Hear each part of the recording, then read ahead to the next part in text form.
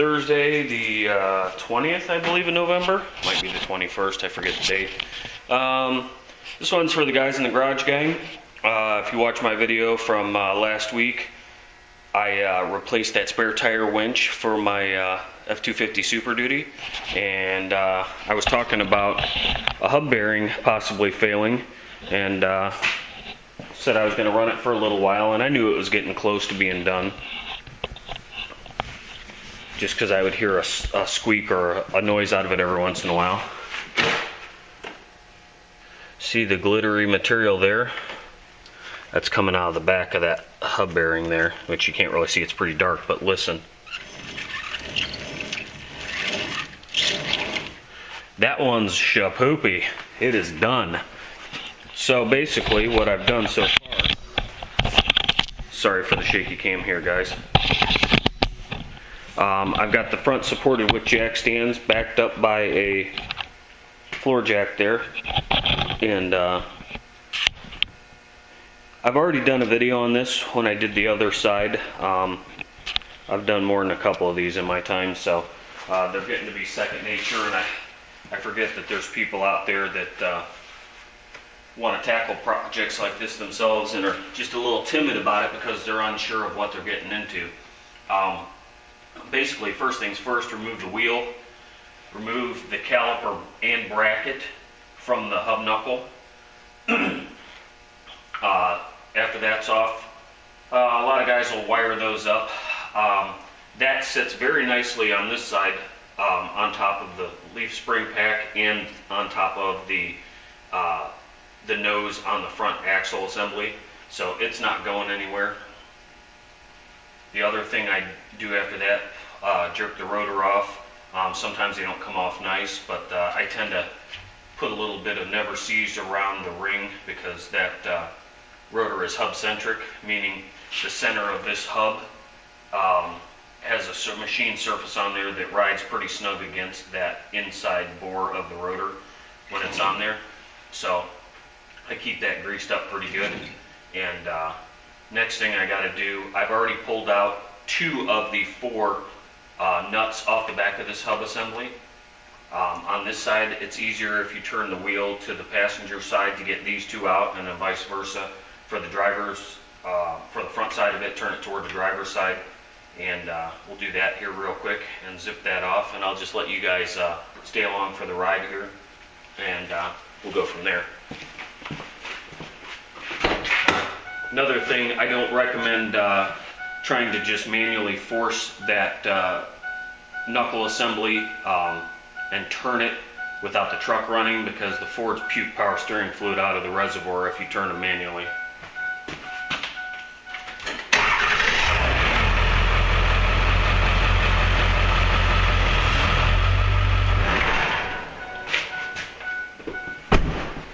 So, now that we done did that, we'll go around the back here, and you just kind of got to look for them. There's 4 of them. There's 2 on top and 2 on the bottom. Easiest thing I found to do is just to stick the impact socket in there to get to them.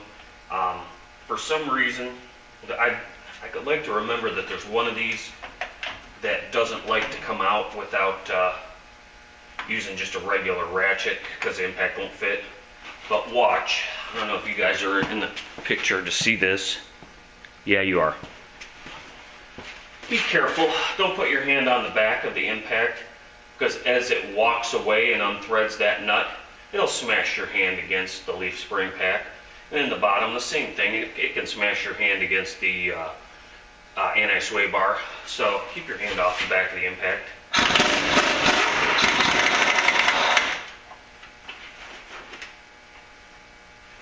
I speak from experience. At one point I didn't really think about it and smashed my pinky and knocked the nail off of it, so that's not a fun one. I don't recommend it.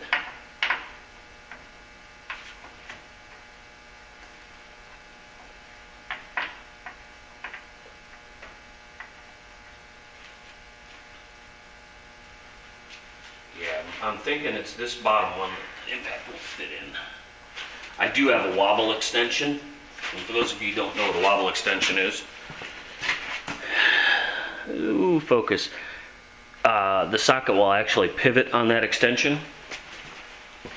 These are the most expensive Harbor Freight ones you can buy, if that tells you anything.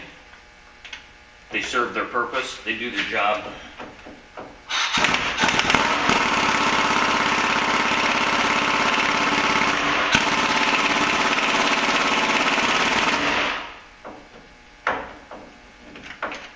Doesn't want to move.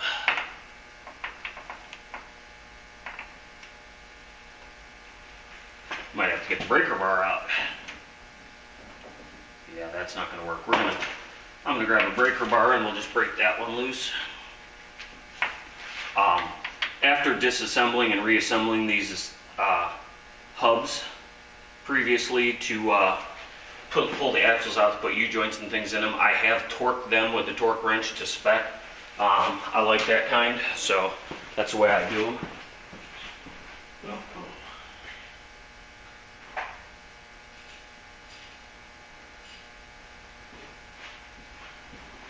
Something tells me this large ratchet I'm grabbing is broken, but we'll give it a try anyway.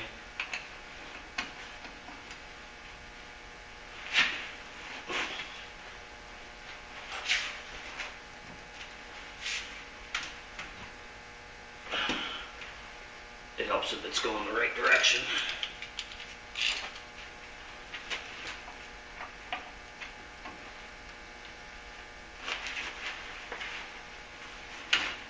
Yep, it's broken. The one direction's broken on that ratchet.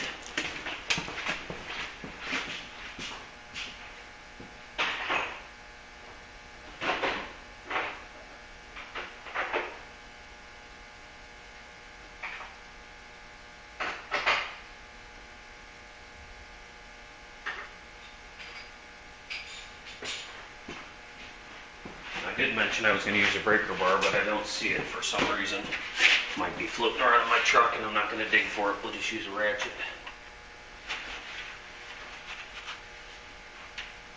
Oh. Oh. I think these go to like 120 foot-pounds. So they're in there for sure. There's just not a lot of room between the steering linkage and this knuckle, so it's really difficult to get a impact in there to begin with. And usually I start the bolts back on with the impact and then grab the torque wrench and check the torque on them. I don't have an expensive torque wrench, but it gives me a little bit of peace of mind, I guess.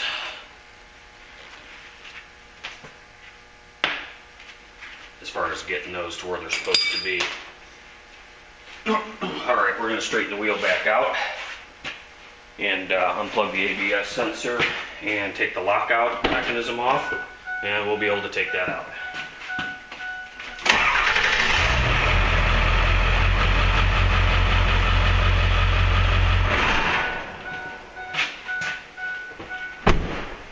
So inside this lockout down here, yeah, you guys can see that pretty well.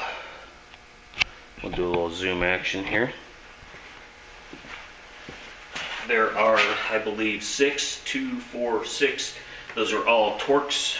I'll tell you what size here in a minute. I want to say they're 20 something.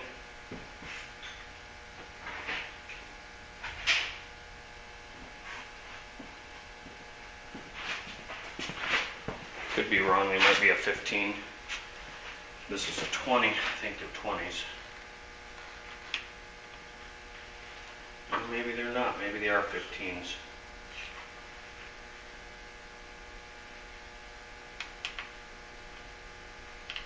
Yeah, I think that's a T15. And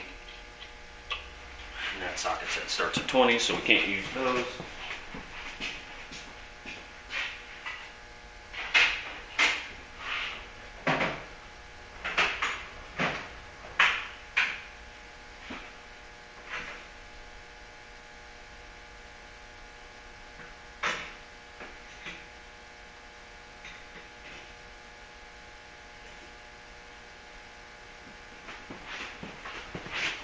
Alrighty,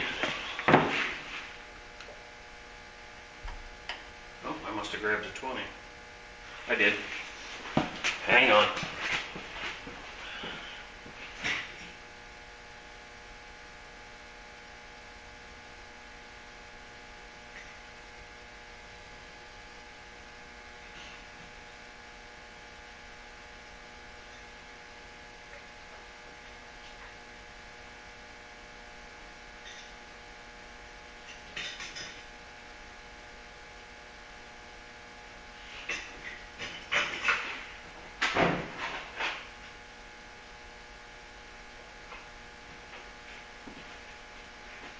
Yep, those are a T15. Now, if you screw up one of these, you can get new screws from Super Winch. Just go to their website. You can order a screw kit. And when I got this truck, it was actually missing a couple screws out of there. For some reason, over time, they actually loosen up a little bit. I guess you could put some thread locker on them, but I just keep an eye on them because they're hard enough to get out if they're over tightened. You end up screwing them up and having to drill the heads off of them. There's one that's pretty damn tight.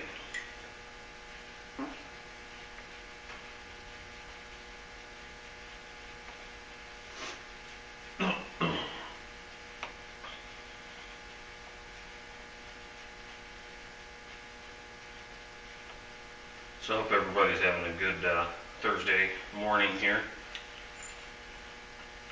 I'd rather not be doing this, but this isn't too terrible as far as repairs go in my book. I've done enough of them that I can do them pretty quick. Again, they're just not that terrible to do. There are things that I'd much rather not be doing, like if this truck was covered in snow and ice, I wouldn't want to be doing this job.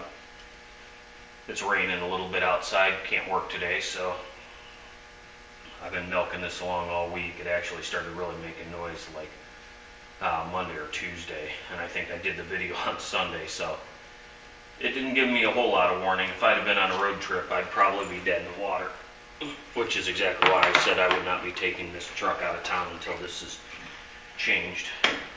Sometimes it helps to lock the hub in so that this isn't trying to spin when you're taking the screws out of it.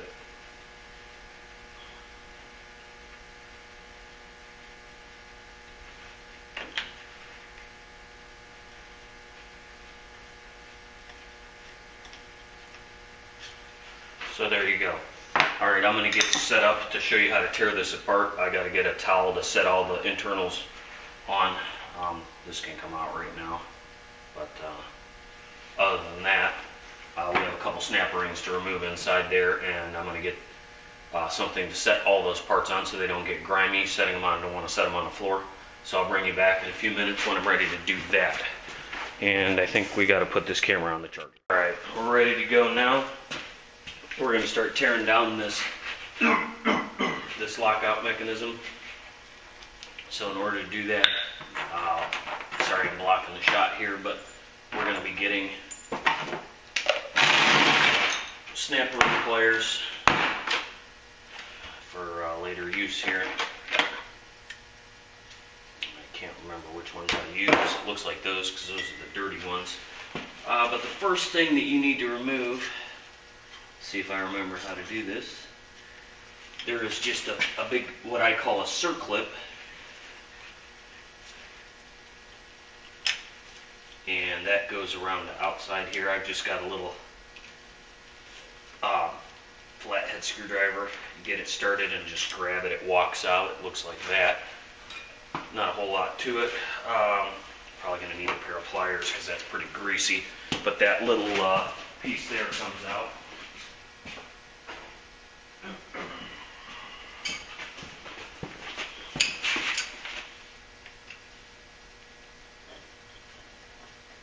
And there's your lockout assembly right there. Nothing to it. So if you have bad manual lockouts on your truck, that's about all it really entails, is removing that. Now, there's also inside here, let's see if I can show you what's going on here.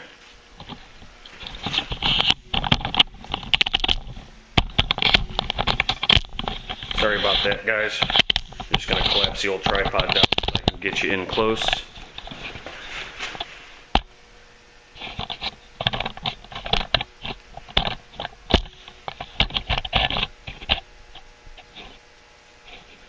Well, I think you guys can probably see what we're talking about here, but basically these are the thrust washers,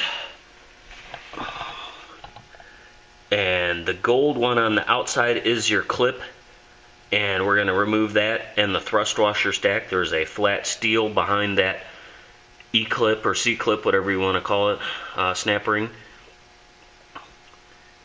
Flat steel, there's a hex steel, and then there's another flat steel behind that.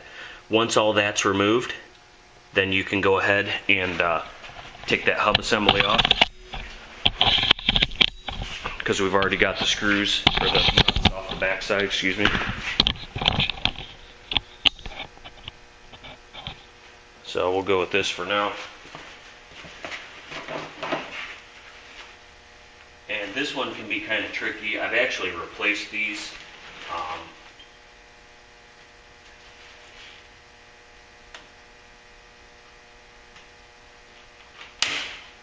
And these snap ring pliers really suck, so bear with me here. I may be using the wrong ones. Those are too big. Nope, those are the ones.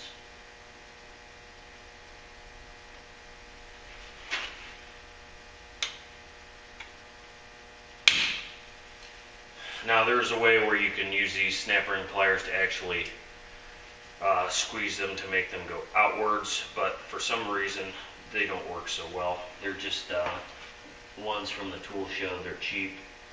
I need a nicer pair, but these get me by.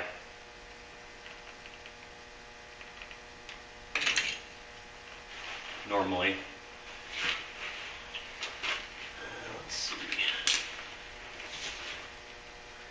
Rotate this axle so that snap ring's facing upwards so I can see it. There we go.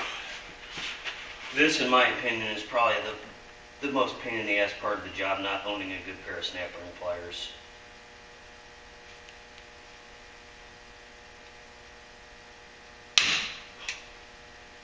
And let's see what else I got. I know I have an old pair in there. Some of these are pretty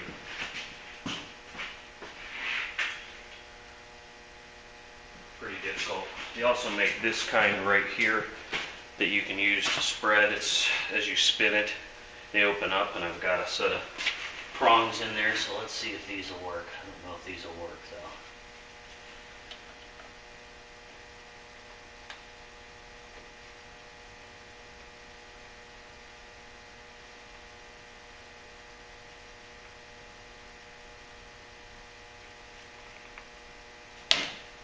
Yep, they jumped right out of them for whatever reason. Doesn't look like they're lined up properly. I'll bring you back in a minute when I get a proper tool here. We've got it moving now, so I just took a little persuasion from a little pick behind it once I got it started to just walk it off of the groove in there. So now that we're at the end, we're going to go ahead and finish removing this. Maybe.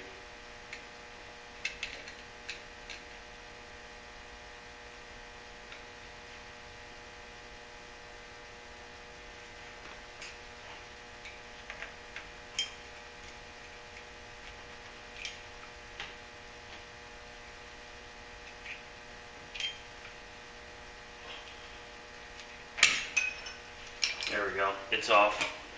Those are brand new snap rings. The last time I tore this apart, or a couple times ago, I noticed it was missing the proper thrust washer stack in there, so I ordered parts and bought new snap rings because it had been apart so many times I didn't trust them. And those things have a lot of spring left in them. They're really a pain to get off sometimes. So take our thrust washers out. I'm just using my little pick here The thrust washers will hang up in that groove sometimes for the snap ring.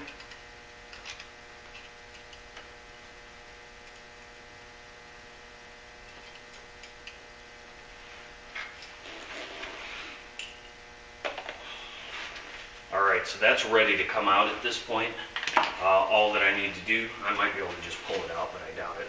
Nope, we're going to have to tap the back of it with a hammer, which it shouldn't take much persuasion, because every time I remove one of those, I make sure to clean the inside bore of that knuckle with either a wire wheel or a flapper sanding disc in the die grinder, and I always lube it up in there, and I'll show you what that's looking like.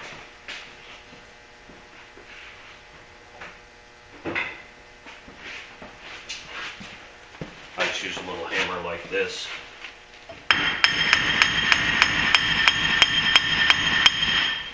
And that should get it moving.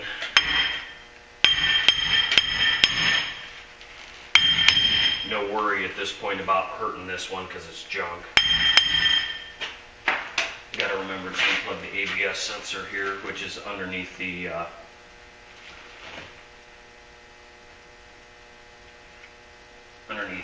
plastic fender.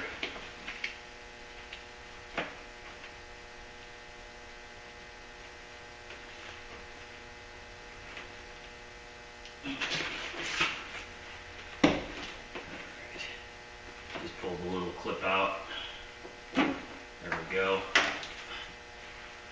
Unclip it from all of this jazz up here. Boom and boom. And that's one last thing. There's a keeper that holds it onto the knuckle there. I think it's a 7 or 8 millimeter. You'll need to remove that.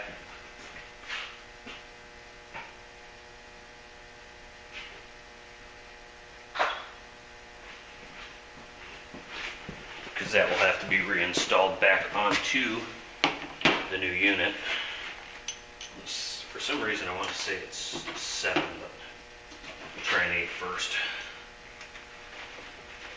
Zip up my Carhartts here so I don't drop something down inside them. Yep, 8 millimeter.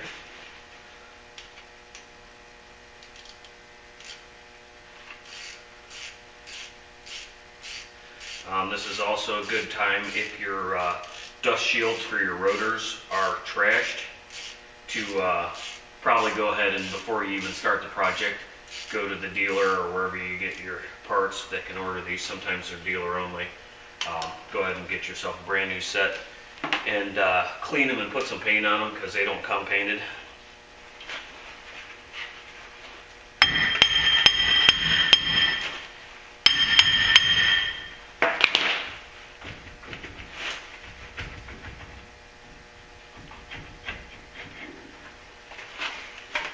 And there you go.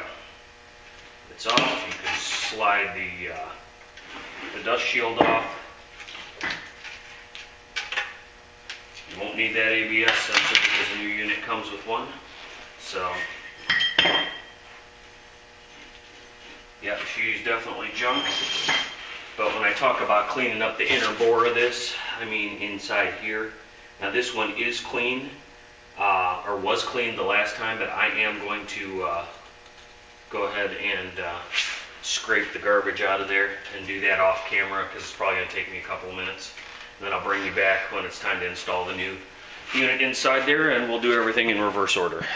Okay, we're back, and you can see down inside that unit, up the knuckle, that it's clean. I cleaned the mating surfaces off. And inside of this one was clean except for grease and some failed bearing garbage. If your truck still has vacuum hubs on it that are functioning, one thing you want to make sure, this tube right here is your vacuum that goes to this knuckle. And as long as the knuckle seal on the axle shaft is still good, this should function, provided that your seal around the new hub bearing is making it seal. That's why I say it's pretty important to clean this inner mating surface. Because when you tear these knuckles apart, say you're doing a ball joint job or you have to pull the axles out to put axle U-joints in from the backside. You clean that whole assembly up, and you 99.9% of the time you're going to change that knuckle seal, and it is a son of a bitch. You need a special tool to do it. It's not a quick and easy job. Basically, you beat the old one off beyond recognition because it's got metal in it, so it's a metal and rubber lip seal. And then you use a special driver to set it to the proper depth on the axle while it's in the vise. And then you use that same tool, it slides over the end of this, and it fits inside the bore of the knuckle itself, and you drive it in, and it will actually stop when it's at the proper depth. So with that one being all new from replacing it from a previous job, I don't have to tear this one apart.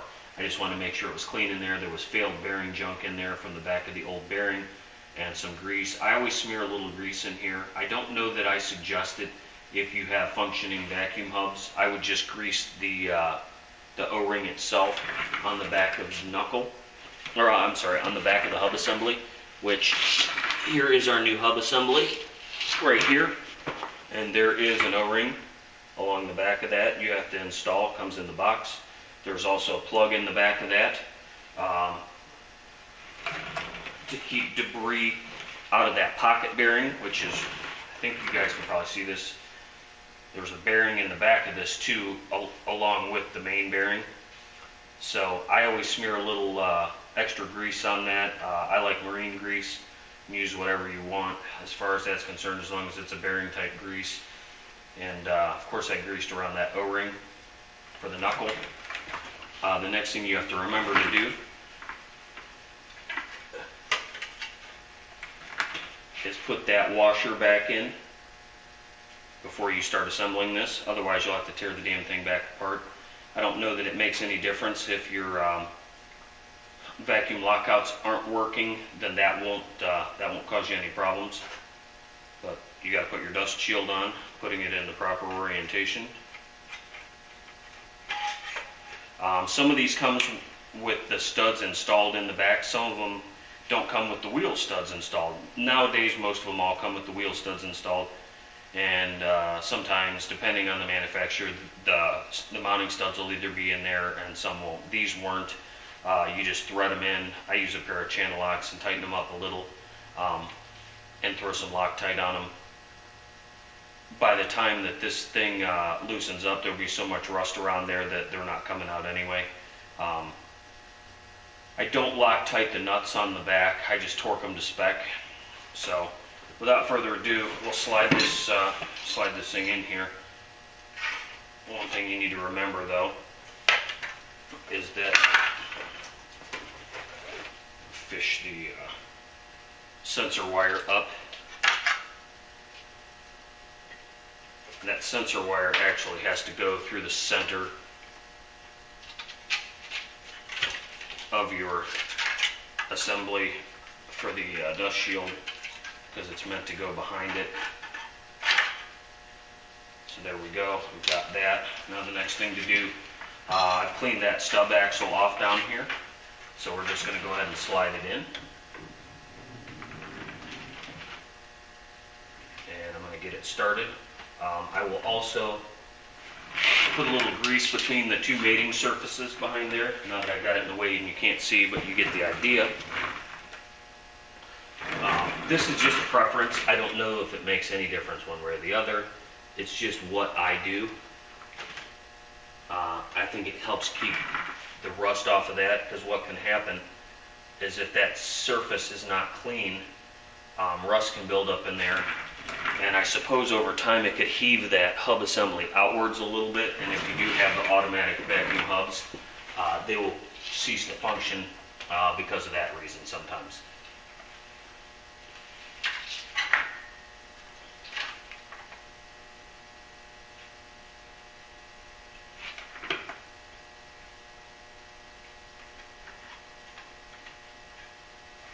So we've done that. We'll just slide it the rest of the way in.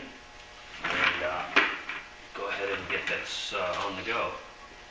Now something tells me I put that dust shield on backwards, which I did, so we're going to slide that right back out.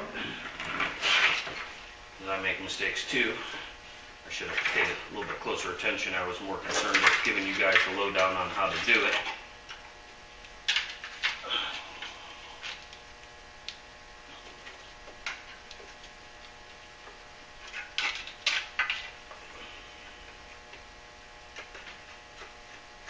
Could be wrong. I may have had it on properly in the first place, but we're going to do this for a second here.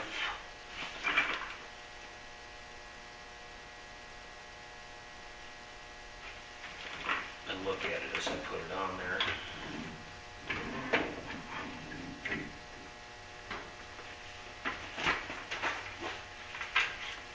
And I got it on right the first time. I'm going to take a peek at the other side and double check to see how that looks.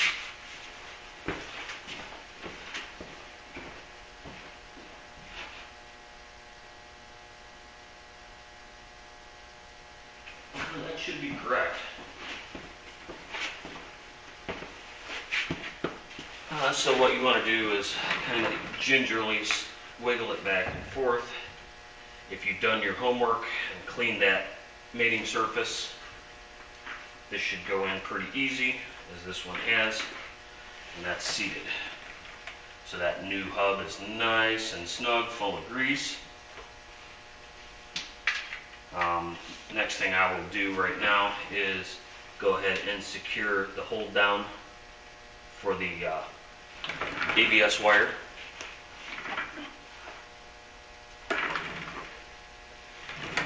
usually put a little dab of grease on the threads here because that screws into the knuckle.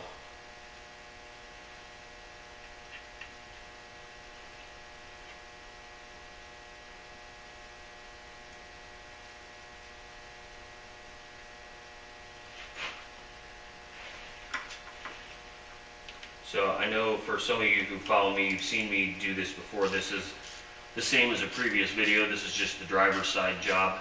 It's really no different than the passenger, but some people also like a fresh video of doing the same thing over and over because it's repetitious, and they like that kind.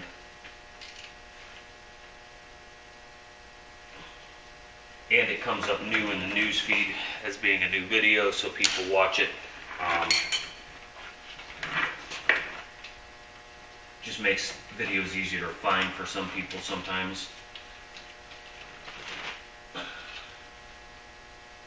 The other thing, sometimes these little hold down things aren't in the same position as they are on your the ones that you have for the brake line and everything, and if you wipe a little grease on it, you can always slide those a little bit. Sometimes you can spray them with some penetrating lube or something like that, but oop, there it went. Get it in the right position so it's easy to put on there. Now the old hold down was still stuck in there, so we'll give that a pull.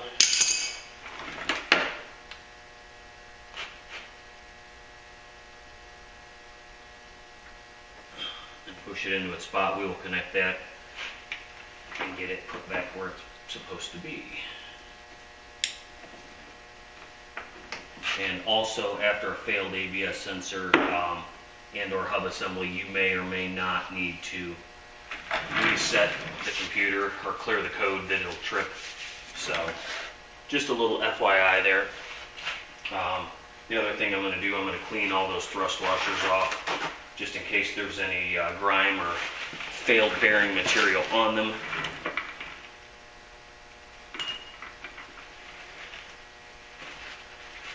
Just a quick wipe off on those, and then I'll put a little grease on them.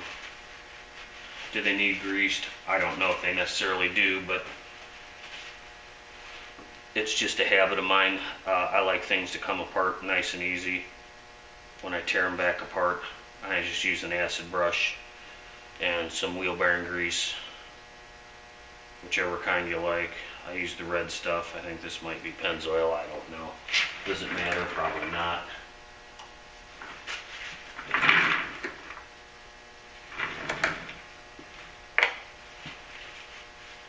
And I guess the center hex washer, I said it was steel. It's actually fiber. I think it's plastic.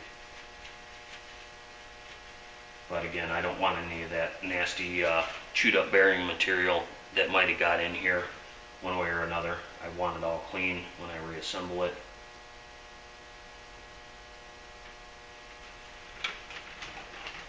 So you go a steel washer, the plastic or fiber hex washer, and then the other steel washer, and then the snap ring. And that'll get you all put back together there for your lockout.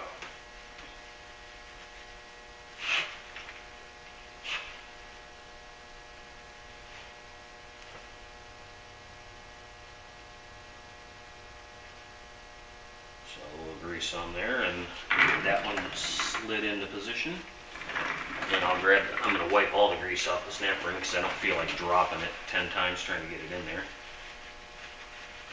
But sometimes the easiest way to get one of these snap rings in their position is after you bolt the hub assembly down. So I'm at least going to get it started so that I'm not fighting it. Plus my gloved hands are already dirty, so I usually change out of these once I'm out of the grease to a mechanic's glove and go from there. You know, and I said I'm cleaning this stuff up inside the where the lockout goes. There shouldn't be any bearing material in here to begin with because the bearing's actually sealed on the inside from the back, but it's just a force of habit for me to clean it.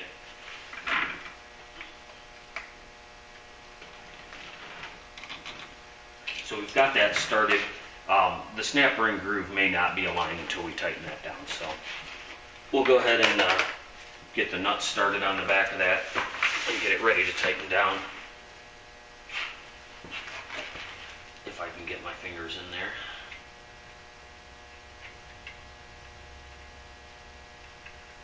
About 2 months ago I had to put a new leaf spring on this side. It was broken in the main, right by the spring eye on the front.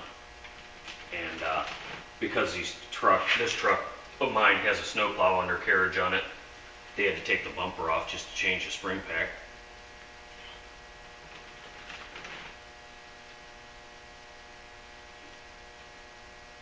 But now we got a nice brand new spring on here.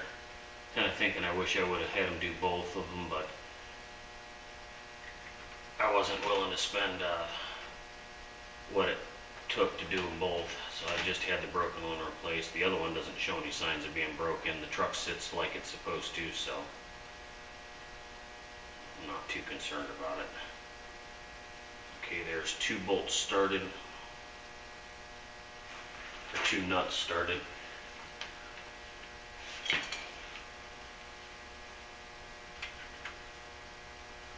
For somebody with big hands, this may be sort of troublesome to get these started. My hands are not as large as some, so it works out pretty good.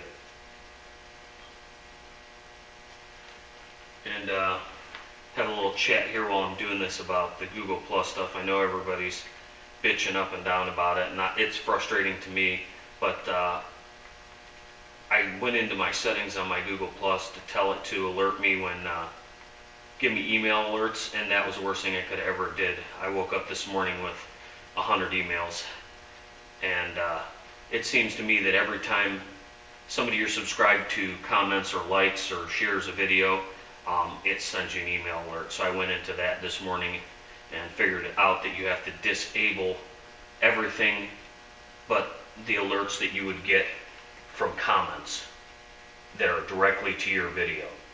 So if one guy comments on your video and then another guy hits the thumbs up on his comment, it's not going to send me an alert to tell me that. I just don't find that to be necessary. In fact, it's quite overwhelming. So we'll go ahead and get this thing started up here and spin it around and get that hub assembly tightened. And I'll bring you back in a little bit. The next step that we're going to do, all I did was start those nuts on the back side, and I'm going to go ahead and torque down the hub assembly nuts on the back. The torque spec, as I said before, I thought was 120. It's actually 133. I've just got a clicker type clicker type torque wrench here. Sorry, I was looking for my socket. You'd want to try and avoid using the extensions when you're torquing things down if you can avoid it. So I've got this set to 133. We're going to slide a couple things out of the way here, and we're going to go ahead and torque these down. I've got them snug, so it's not like a wheel as far as torquing them, as far as getting it crooked or something like that. I wouldn't be too overly concerned with it, torquing them in a certain sequence. Torque the ones you can get to when you can get to them.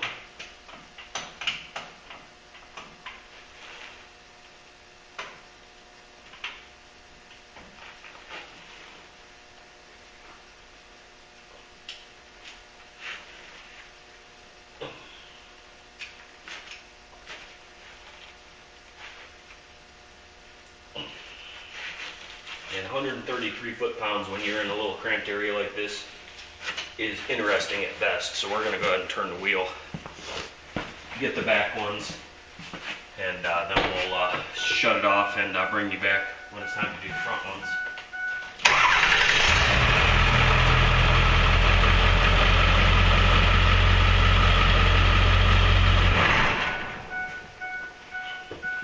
Or should I say, the front ones will be the same as the back, so there's really no reason to show you torquing 4 bolts.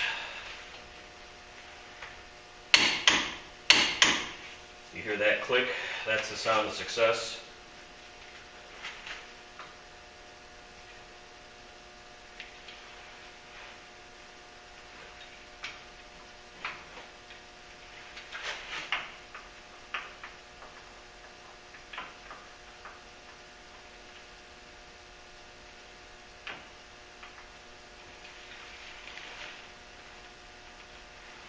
You really have to kind of move the axle joint around there to get the socket where it needs to be. And I believe this one, yeah, I do not have a choice. I have to use a short extension.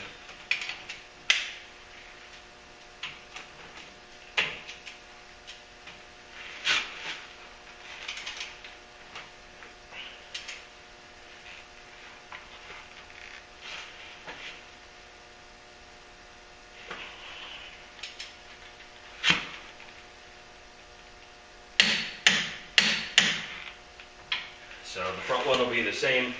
At this point, we should have the assembly torqued down enough to pop the axle snap ring on here. So I'm just going to take a regular screwdriver and walk it in, because I've already got it started on there.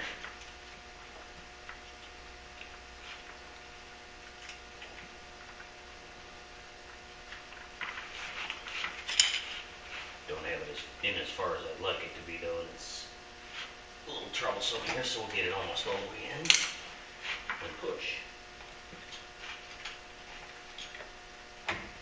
And there it went. It popped right in, so we know we're good to go there. Before I torque down the fronts, I'm actually going to throw the rotor back on and the caliper back on. That way I don't have to turn the wheel one more time. So we'll go ahead and do that right now.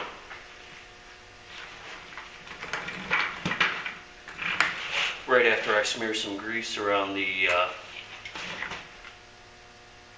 bolt, or where the bore of that rotor goes on. Again, this is just my preference, do as you will. I find that it aids in removing rotors a lot of times. But anymore, usually you're not going to get a set of rotors machined, you're going to buy new.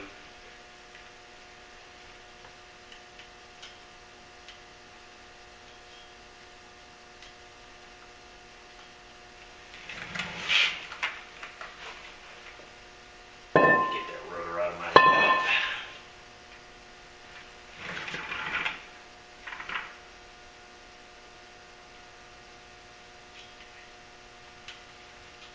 And actually, we'll go ahead and put the lockout assembly right back on this bad boy too.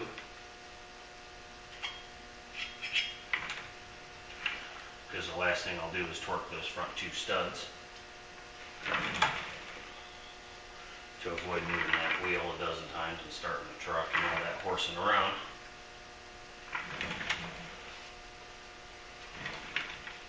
I even put a little grease on that mounting face, and you might say, well, that's going to get on your brakes. I've never had that problem. And I've been doing it this way for a long time, so if that's any consolation to anybody, that's the way I do it. Now, if you've handled this rotor with greasy hands, it's probably a good idea. Take a little squirt of brake cleaner and go ahead and wipe down that rotor. So we're going to go ahead and do that real quick here.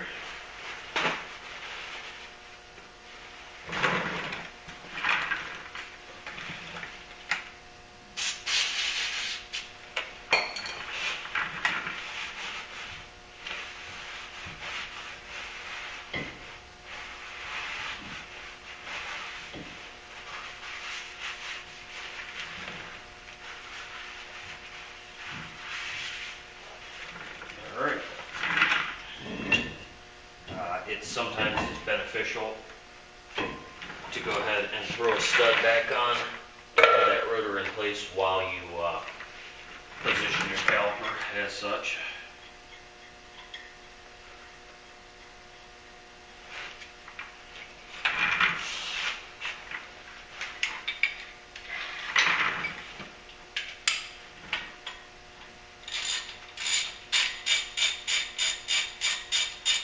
You don't always have to, but sometimes calipers can be a pain, so that's just my little trick there. A lot of people say you don't need to, but it's the way I do it.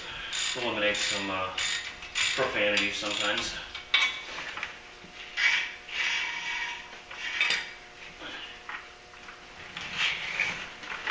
And I can hear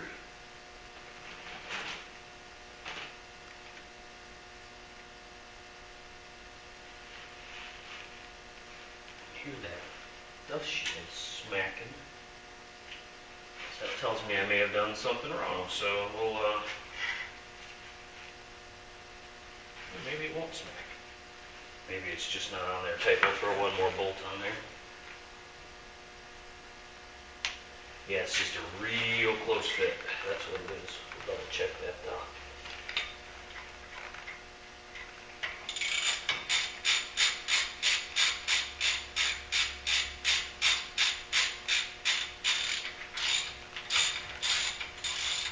Get this whole thing reassembled and find out the dust shield is tweaked.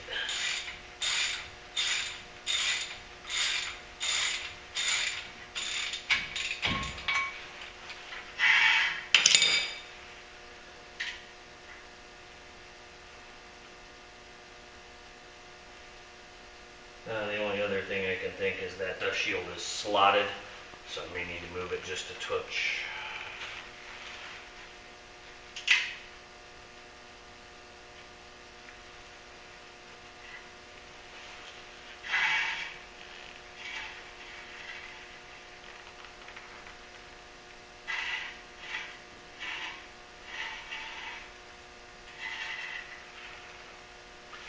Yep, that's what it is. So I think I already know one of those tabs is bent, so I'll bring you back here when we get it reassembled and we'll go for that. I wasn't sure how long that was going to take. Basically all it was, the back of that dust shield has a tab that covers up the ABS wire, and it's made to be either a left side or a right side. They're universal.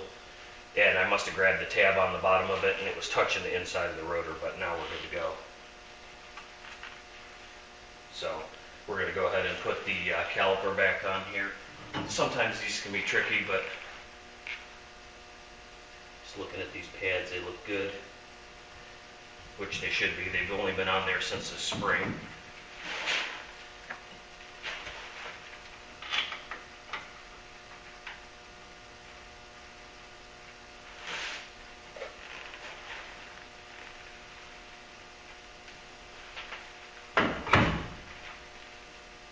Almost pinched my finger in there.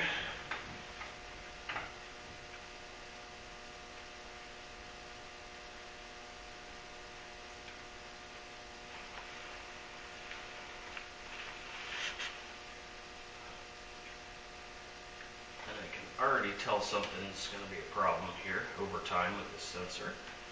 I moved that upper cable holder. But the lower one is maxed out.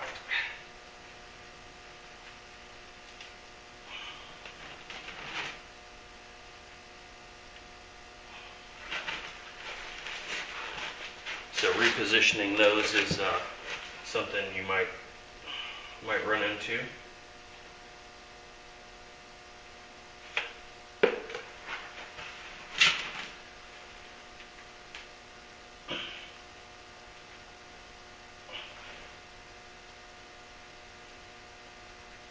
Since this is already spun lock to lock going one direction.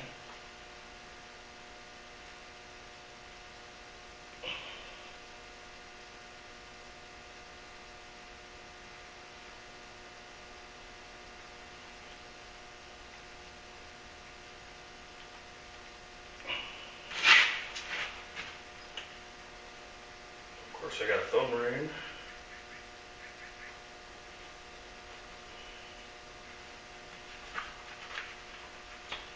Just gotta slide that little rubber up a little higher here.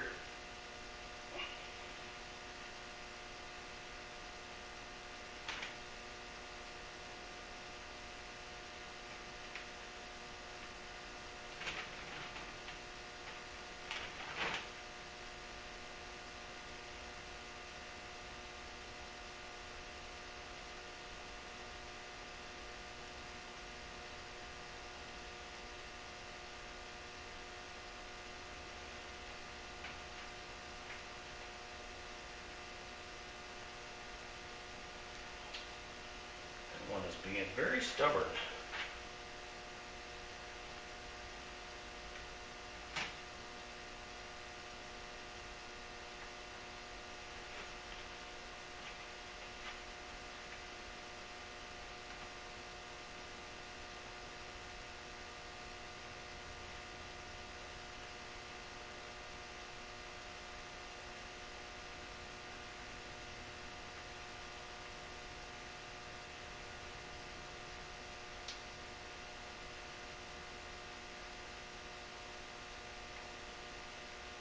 It's almost like they had some glue on it there, which it's not going to work. The other one slid just beautifully. This one doesn't want to move though.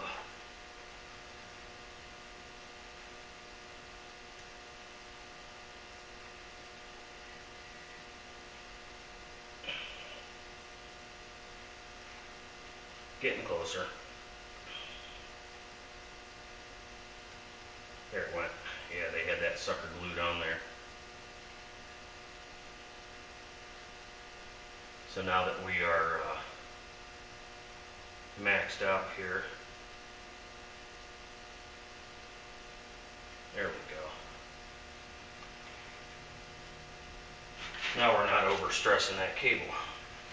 So go ahead and use the impact and run these caliper bracket bolts back down.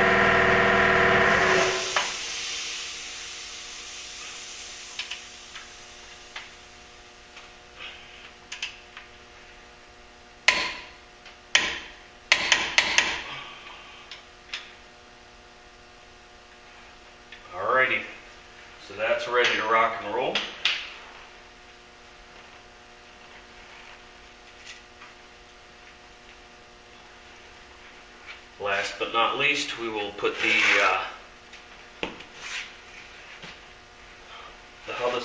lockout assembly back in, and it will be just a matter of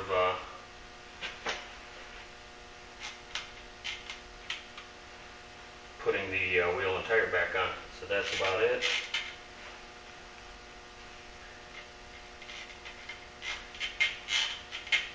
I always put some grease around inside the lockout area for sure,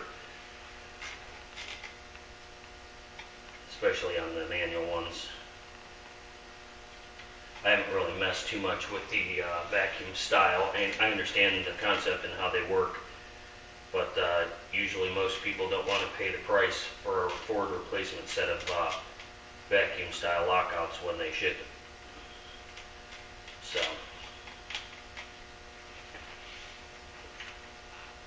and I can't say I blame them. They had a pretty high price tag when I checked them out, and this truck had already had the manual replacements on it when I bought it. So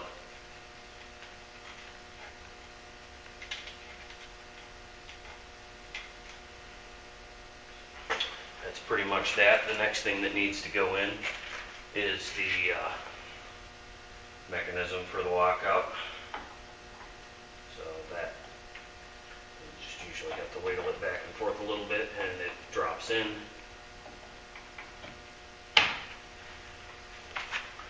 And then replace its snap ring.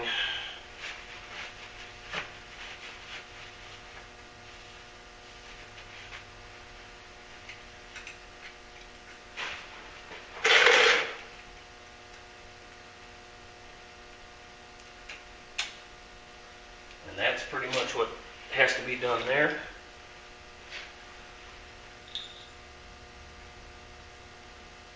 Make sure there's no grit or anything in this lockout assembly. Make sure the O-ring is intact. And down in its groove where it's supposed to be.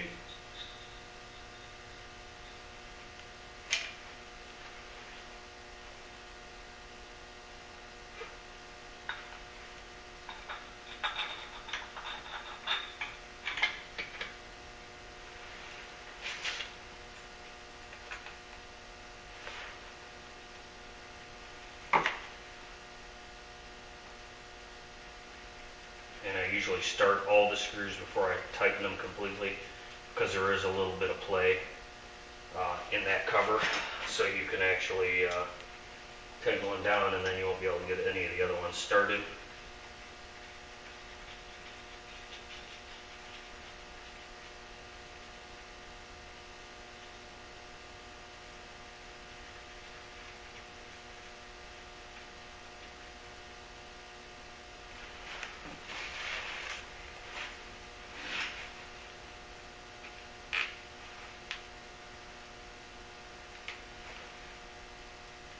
So you guys are pretty much watching this in real time. I would consider on a skill level of 1 to 10, you probably need to have a skill set of about a 5, in my opinion. For some, it might be harder than others, but this is not terribly difficult. Just requires paying attention to where things go. As far as I'm concerned, there's no real rocket science to this. And it's a matter of taking your time, cleaning things as you go. Some people might say, well, you don't really need to clean all that stuff up, and it may never fail, but that's the way I do things. I'm pretty meticulous when it comes to putting things together, especially when they're things that I don't like to tear apart, that require time that I don't have. And you don't need to get crazy tightening these down, but they do need to be snug. If you do over tighten them, you will not get them back out easily.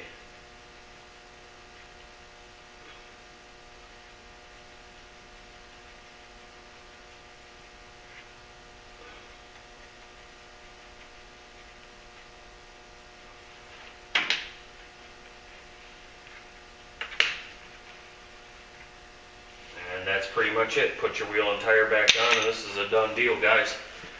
So hope you enjoyed this one, and we'll catch you later. Like, subscribe, comment, all that good stuff. It's a long one, I'm sorry, but it's a how-to, so we'll catch you later.